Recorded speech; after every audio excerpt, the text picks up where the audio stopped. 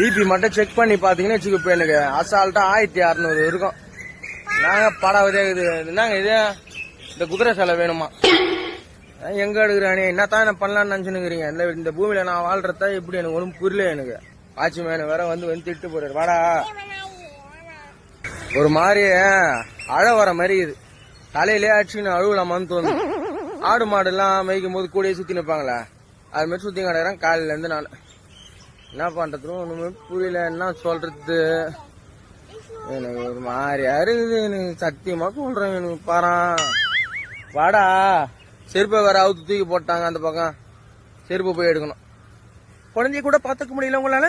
செப்பல் தூக்கி போட்டிருக்கா, என்ன நினைச்சிட்டு இருக்கீங்க? என் முன்னாடி வந்து கேட்பாங்க. இப்போ என்ன பண்றது? no.